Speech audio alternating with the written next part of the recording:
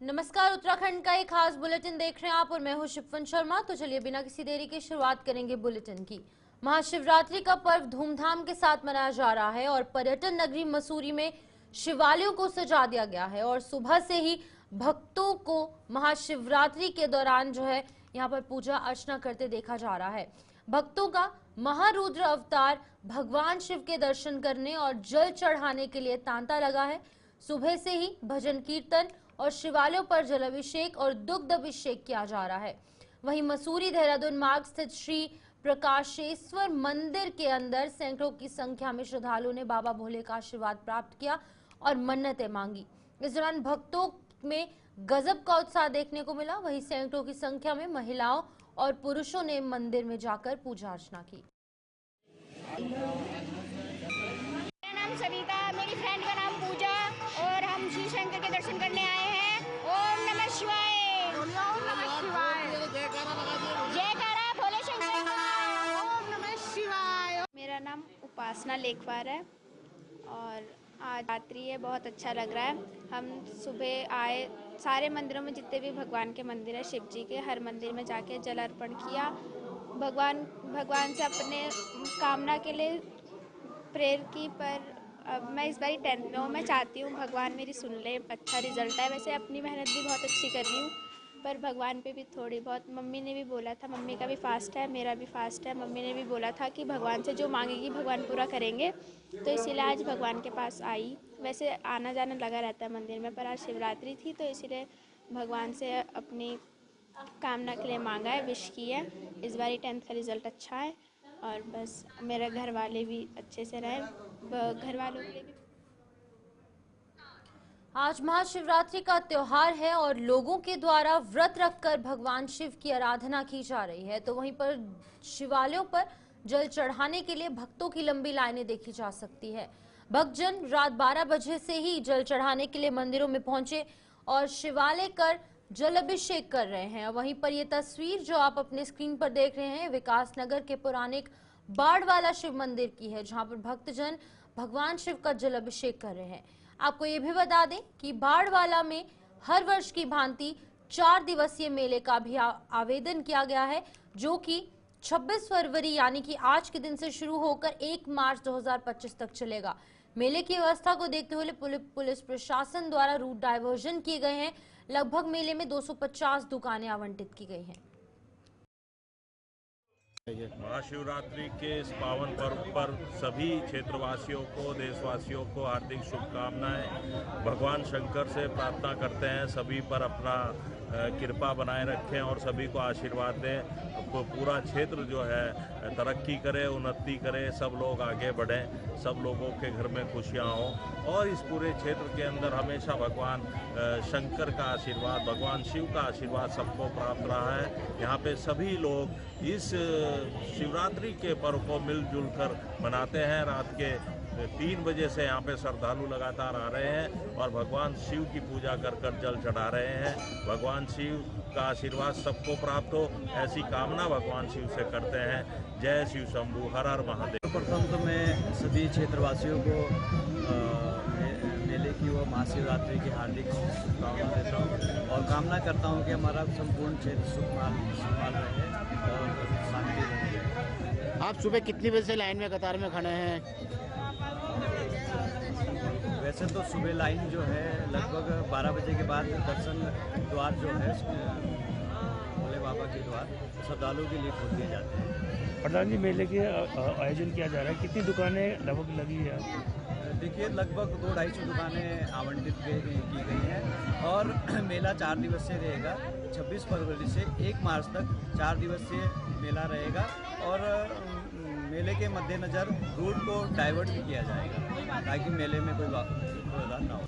कि जैसे ही हम भगवान शंकर के श्री चरणों में पंचाक्षरी मंत्र ओम नमः शिवाय, ओम नमः शिवाय, इस मंत्र का उच्चारण करते हुए जैसे ही हम भगवान को दूध से या जल से अभिषेक करते हैं, अपनी श्रद्धा के अनुसार जितनी हमारी शक्ति है, तो भगवान शंकर जो हमारी कामना है सहर्ष ही उसे हमें देते हैं।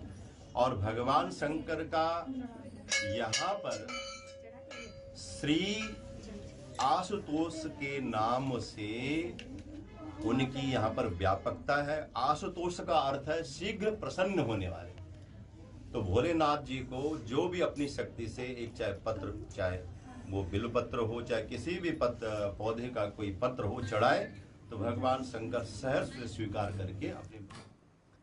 महाशिवरात्रि के पावन पर्व पर उत्तरकाशी के विश्व प्रसिद्ध काशी विश्वनाथ मंदिर में श्रद्धालुओं की भारी भीड़ उमड़ रही है। सुबह से ही मणिकर्णिका घाट पर गंगा स्नान कर जलाभिषेक के लिए श्रद्धालु शिवालय पहुंचने लगे। महाशिवरात्रि के मौके पर मंदिर में भजन कीर्तन के साथ धार्मिक अनुष्ठान भी किए जा रहे हैं। श्रद्धालुओं ने विशेष पूजा अर्चना कर अपनी खुशहाली के लिए मन्नतें मांगी। वहीं मंदिर के ठीक सामने मां पार्वती त्रिशूल रूप में विराजमान है और ऐसी मान्यता है कि गंगोत्री धाम जाने से पहले बाबा विश्वनाथ के दर्शन करना जरूरी माना जाता है। काशी विश्वनाथ मंदिर का महत्व वाराणसी के काशी विश्वनाथ ज्योतिर्लिंग के दर्शनों के बराबर माना जाता है।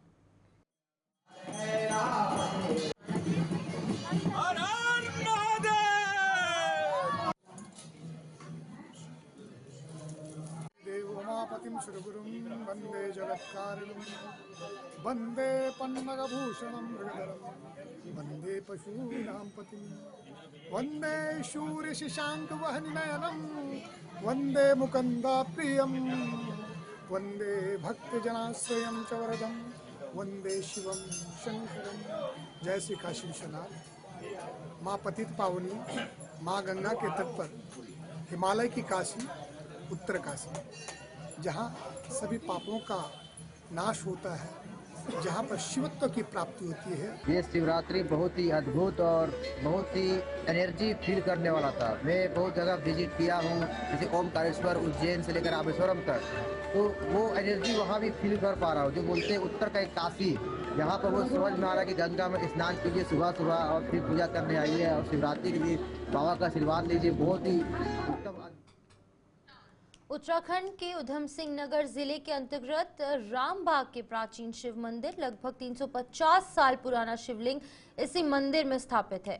प्रतिवर्ष महाशिवरात्रि में यहाँ पर भव्य मेला जो है वो लगाया जाता है और महाशिवरात्रि का आयोजन किया जाता है। तो आपको बता दें कि 9 दिवसीय मेले का शुभारंभ गदरपुर क्षेत्र के विधायक और पूर्व कैबिनेट मंत्री के सुपुत्र अतुल पांडे, बंगाली कल्याण समिति के पूर्व अध्यक्ष तारक बाछड़, मेला कमेटी के पूर्व अध्यक्ष ने फीता काटकर शुभारंभ किया। आपको ये भी बता दें कि उत्तराखंड के गदरपुर क्षेत्र में रामबाग के शिव मंदिर के अंदर वर्तमान पुजारी चंदू सिंह पर दादा को लगभग यहाँ पर 350 साल पहले सपने में एक शिवलिंग मिला था।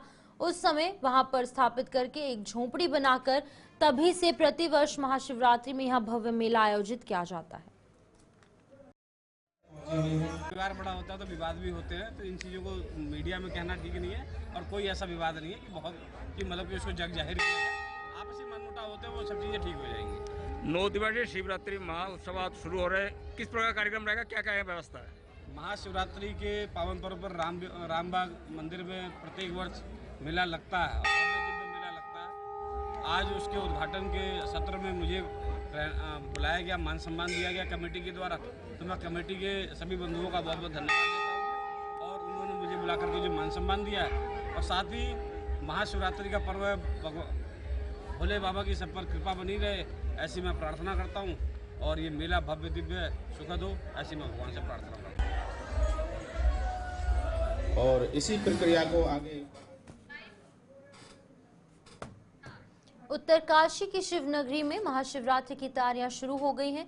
बाबा भूत भावन काशी विश्वनाथ मंदिर को फूल मालाओं से सजाया जा रहा है और यहाँ की महाशिवरात्रि की परंपरा और सांस्कृतिक जो है वो देश भर में प्रसिद्ध है।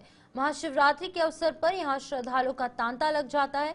स्थानीय लोग ढोल धमाओं जागर महिलाओं के द्वारा गढ़वाल की वेशभूषा में रासो नृत्य के साथ शिव बारात में सम्मिलित होकर अपने आपको धन्य समझते हैं। व्यापार मंडल के द्वारा शिव भक्तों के निःशुल्क प्रसाद वितरण की सुविधा की जाती है। वहीं महाशिवरात्रि के शुभ अवसर पर रात भर भक्तों द्वारा भजन कीर्तन जागरण किया जाता है। दूध दही शहद गंगाजल से भक्तों द्वारा रात भर जल अभिषेक किया जाता है और भक्तों को मनवांछित फल की प्राप्ति होती है। त्रिभुवन महिमा विदित तुम्हारी। तो भगवान श्री काशी विश्वनाथ का भगवान शिव के रूप में यहाँ पर जो प्राकट्य है उसका विशेष महत्व है, जो कि आदिकाल से यहाँ पे विराजमान है, तपस्या में लीन है और हम सभी को अपना आशीष प्रदान कर रहे हैं और हम सब यहाँ पर फलीभूत हो रहे हैं। जो भी काशीवासी है और जो भी उनके सामने अपना कष्ट और दुख लेके आते हैं उनको वो उनके कष्ट हरते हैं। जिसने हलाल पिया हो और जिसने सभी कष्टों के, मानवों के कष्ट को, जीवों के कष्ट को अगर अपने में समाहित कर दिया हो तो उससे बड़ा कोई दानी नहीं हो सकता है। इसलिए जो उनका मुख्य पर्व है, भगवान का जो विशेष जो एक दिन होता है जिसमें आप उसको पूजन कर सकते हैं और वो होता है महाशिवरात्रि। तो ये फाल्गुन कृष्ण की त्रयोदशी के दिन यहाँ पड़ता है और ये इस बार जो है बड़े अच्छे शुभ मुहूर्त में है। और इस दिन ऐसी मान्यता है कि भगवान शिव और पार्वती का विवाह हुआ था और भगवान का जो दूसरा एक रूप है कि त्रिकालदर्शी है और वो तीनों लोक के महाराज हैं, महादेवता हैं और जिसे महादेव कहा गया है। तो वो इसी दिन उन्होंने हलाल पिया था। तो इसलिए ये जो दिन होता है अपने आप में बहुत ज़्यादा ये शुभकारी होता है, मंगलकारी होता है। इसमें प्रमुख रूप से जो होता है ब्रह्म मुहूर्त से ही प्रातःकाल अगले दिन तक, अगला जो ब्रह्म मुहूर्त होता है तब तक इसमें जो है अनवरत इसमें जलाभिषेक होता है और रुद्राभिषेक के साथ में पूजन उसका होता है। साथ ही साथ में 4 पहर की जो आरती होती है, अभिषेक होता है, उसमें इसका जो विधान है, जो पहली जो अभिषेक होता है वो दूध से होता है, फिर 2 बजे दही से होता है, फिर उसके बाद घी से होता है 2 बजे, 10 बजे, 12 बजे, 2 बजे और 4 बजे जो अभिषेक होता है दूध से, दही से, घी से और शहद से होता है। इसलिए भगवान सबकी जो संकल्प होते हैं उनको पूर्ण करते हैं, सबकी मनोकामना पूर्ण करते हैं। और यहाँ पर इसका जो स्वरूप है वो आप कल इसको समझ सकते हैं, देख सकते हैं कि किस तरह से यहाँ पर विभिन्न क्षेत्रों से लोग जो यहाँ पर अपना कार्य करते हैं, अपना जो रोजगार करते हैं, वो सब लोग मिलकर के इसको अपना त्योहार मना करके इसको पूरा पूजते हैं। और तो कल आप सबका स्वागत है, बहुत बहुत अभिनंदन है। अब मैं सभी आपको शुभकामनाएं देना चाहता हूँ। गरलकंठेश्वर महादेव मंदिर उत्तराखंड के नैनीताल जनपद के रामनगर स्थित ढिकुली गांव में स्थित एक प्राचीन और पौराणिक स्थल है। ये मंदिर जो है वो महाभारत युग से जुड़ा है और इसका इतिहास महाभारत काल से जुड़ा हुआ माना जाता है।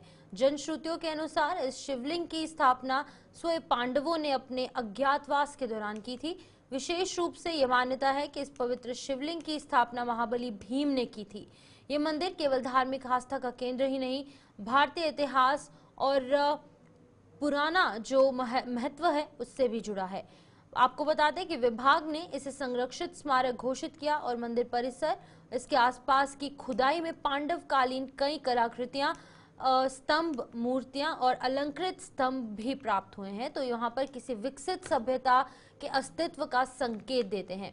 और ऐसी मान्यता है कि प्राचीन विराटनगर, जहाँ राजा विराट का राज्य था, वर्तमान ढिकुली गांव है। महाभारत के अनुसार पांडवों ने अपने अज्ञातवास का अंतिम वर्ष राजा विराट के संरक्षण में बिताया था।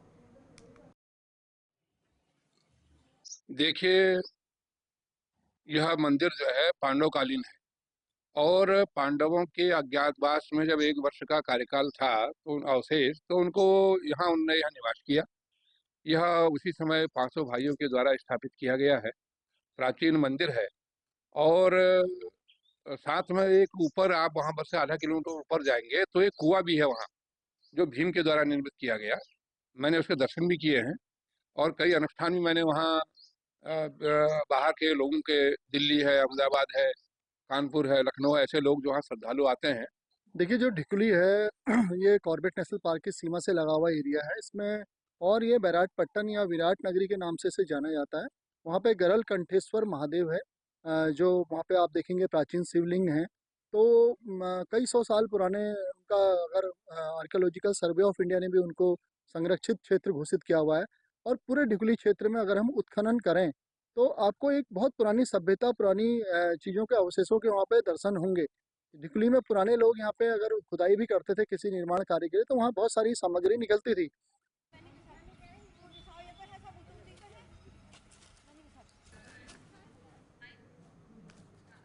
चंपावत में पहाड़ी हिंदू सशक्तिकरण अभियान के तहत पहाड़ी समाज की विशेष सांस्कृतिक पहचान को सुरक्षित रखने उत्तराखंड के मूल निवासियों को रोजगार में प्राथमिकता देने, उत्तराखंड में सशक्त भू कानून, मूल निवास, गौ माता को राज्य माता का दर्जा दिए जाने, पहाड़ की भाषा, त्योहारों को सरकारी मान्यता देने, नदियों, जंगलों और पर्यावरण का अवैध दोहन रोकने, शासन प्रशासन द्वारा पहाड़ों की अनदेखी न होने देना, नशे से पहाड़ को बचाने और यूसीसी लिव इन रिलेशनशिप को कानूनी मान्यता देकर पहाड़ी हिंदू संस्कृति को तहस नहस करने के कानून का विरोध करने, भारत प्रदेश के लोगों को उत्तराखंड में सरकारी योजनाओं का लाभ देकर पहाड़ी हिंदुओं की नौकरी, भूमि, संसाधन आदि छीनने का विरोध करने की मांगों को लेकर शिवरात्रि के पर्व के अंदर जो है वो उत्तराखंड के प्रत्येक जिला मुख्यालयों में जन जागरण अभियान चलाकर पहाड़ी हिंदुओं को जागरूक किया जाएगा।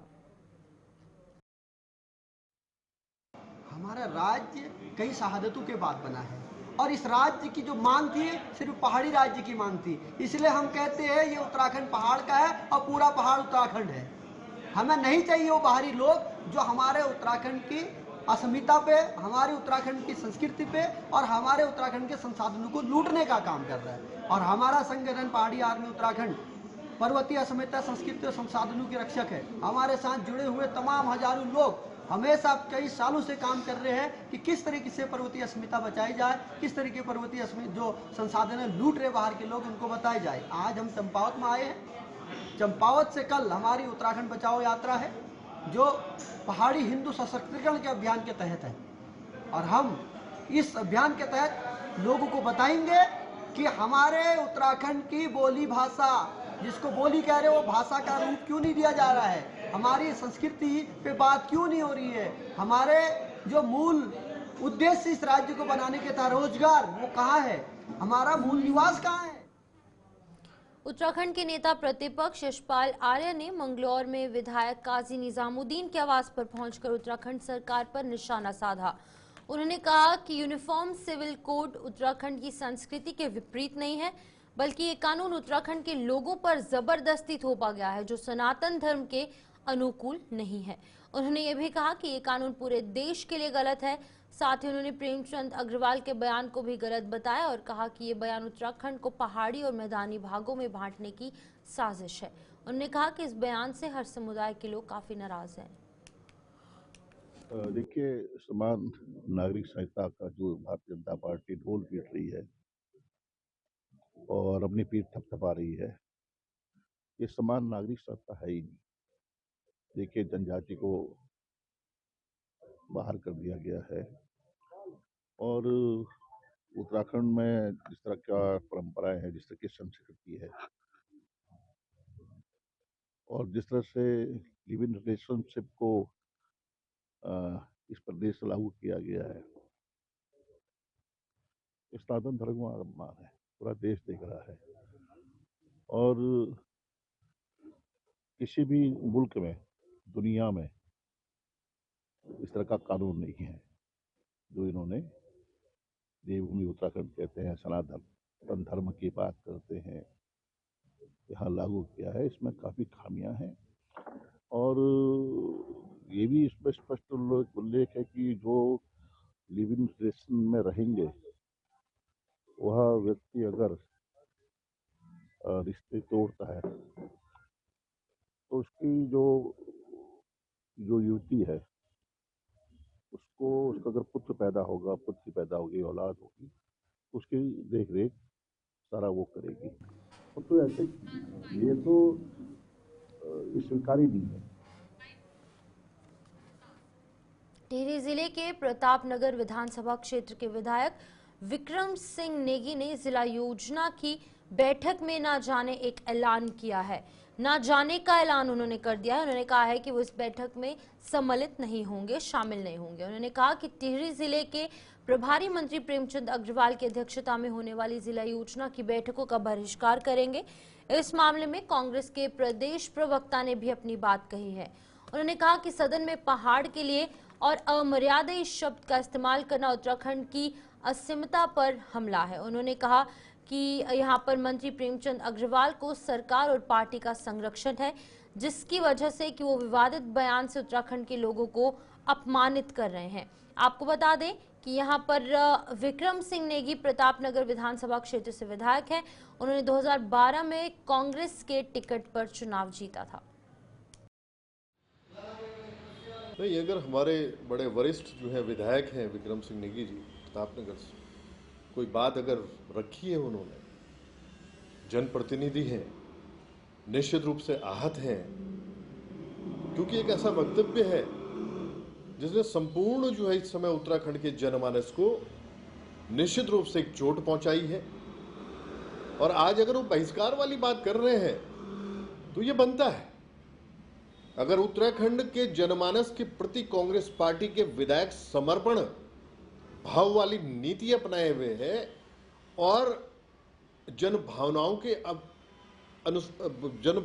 के अनुरूप अपने को निश्चित रूप से इस समय पेश करने का काम कर रहे हैं, तो ये निश्चित है ऐसे मंत्री की प्रेजेंस में अगर विक्रम सिंह स्वयं उनको विक्रम सिंह जी को लग रहा होगा कि अगर मैं जो है वहां पे अगर शामिल होता हूं तो क्या क्या स्थितियां, क्या माहौल इन्होंने बना रखा है इस समय प्रदेश में जो है इतना सीनियर मिनिस्टर जो है इस तरह से आहत करे जनमानस को, तो आप स्वयं में ये इसमें ये उनका। कर्णप्रयाग में सामाजिक संगठन, जनप्रतिनिधियों, कांग्रेस व्यापार संघ, वामपंथी दलों ने मिलकर नगर में मशाल जुलूस निकाला। उमा देवी तिराहे से मुख्य बाजार तक होते हुए कर्णप्रयाग मुख्य बाजार तक मशाल जुलूस निकालते हुए विधानसभा अध्यक्ष रितु खंडूरी, भारतीय जनता पार्टी प्रदेश अध्यक्ष महेंद्र भट्ट और मंत्री प्रेमचंद अग्रवाल का पुतला दहन किया।